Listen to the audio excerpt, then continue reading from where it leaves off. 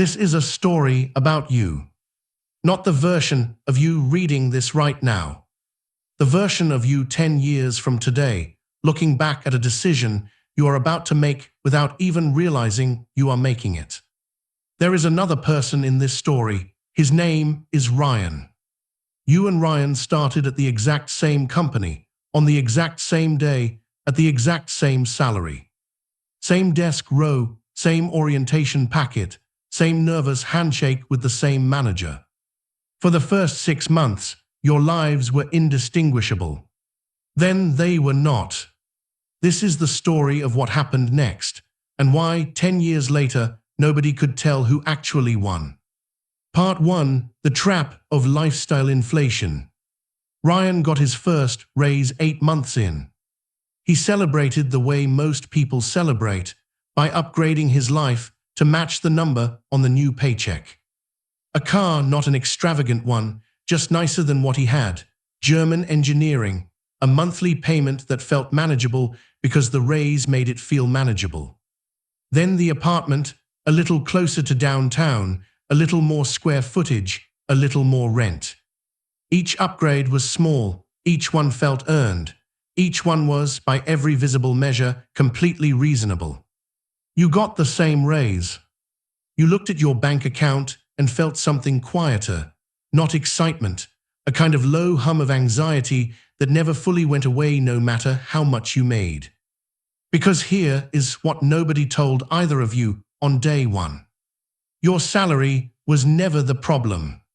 Your relationship to your salary was the problem. Ryan's income rose. His spending rose to meet it instantly, like water finding its level.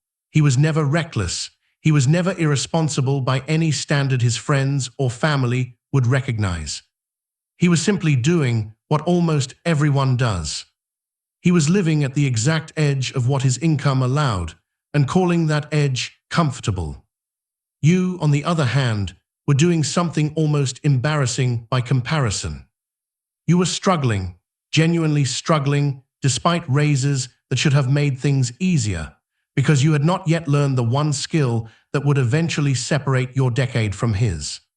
You had not yet learned to pay yourself first. Part 2. The Power of Paying Yourself First. It happened on an unremarkable Tuesday. You sat down with your bank statement and felt the specific kind of shame that comes from making more money than you used to and somehow having less peace than before. So you made one decision, a small one, the kind of decision that looks like nothing from the outside and changes everything on the inside. Before you paid a single bill, before rent, before groceries, before anything else touched your account, you moved a fixed amount into a separate fund, untouched, automatic, non-negotiable. It was not a large amount. It did not need to be. What mattered was the order, not the size. You stopped asking what is left over at the end of the month for savings. You started asking what is left over for everything else after savings already happened.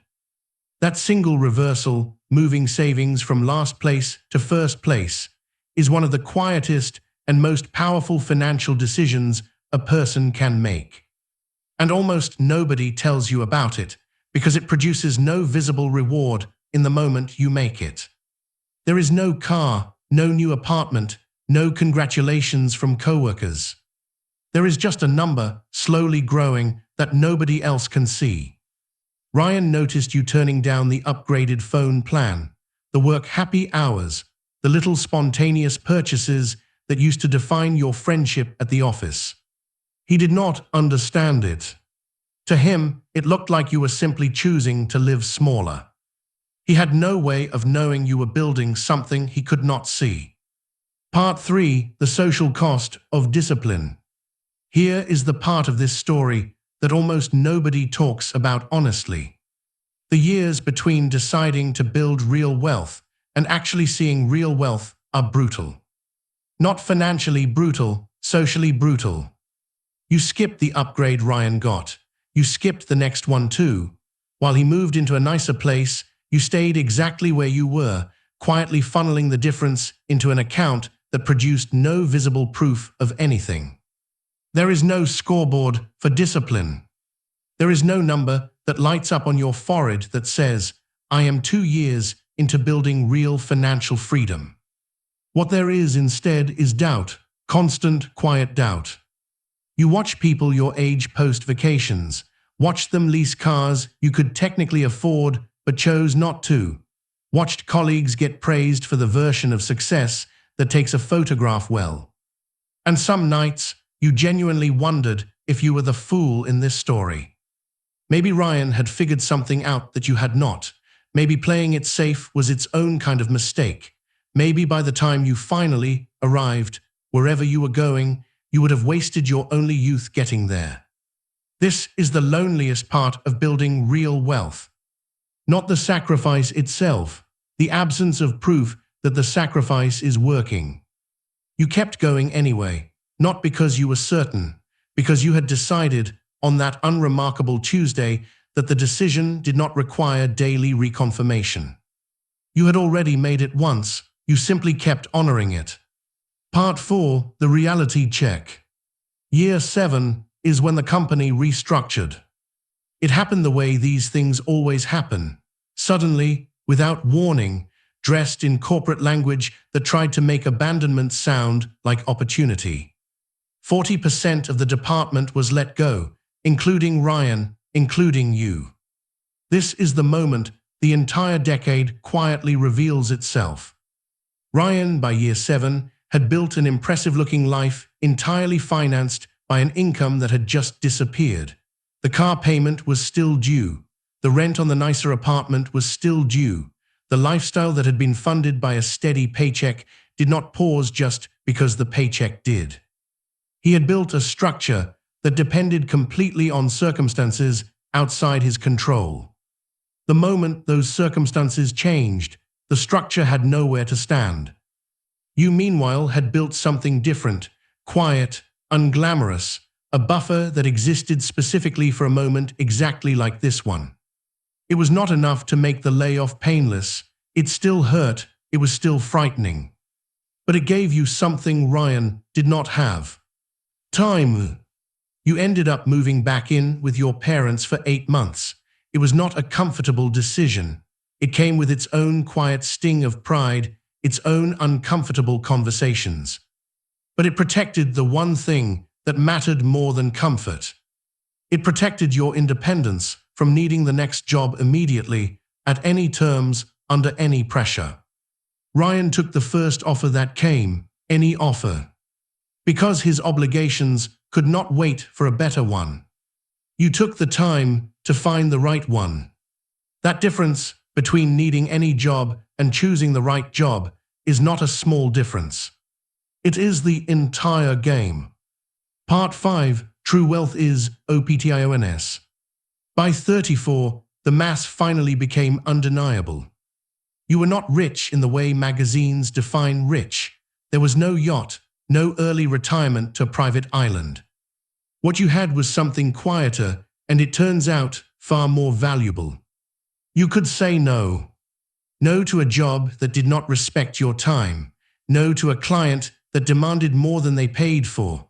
No to an opportunity that looked good on paper but cost more than it offered. You realized, somewhere around that point, that the entire decade had never actually been about money. It had been about something money simply makes possible. Options. The ability to choose your work instead of needing your work. The ability to leave a room you did not want to be in. The ability to build your days around your own priorities instead of someone else's deadline. Ryan, by this point, was still running, not because he lacked talent or intelligence, because his structure had never given him the choice to stop. He was still performing a version of success that required constant external funding, a paycheck, a loan, the next raise, just to maintain its appearance. You had built something that funded itself. And here is the quiet, almost anticlimactic truth at the center of this entire story. Nobody clapped when you crossed the finish line.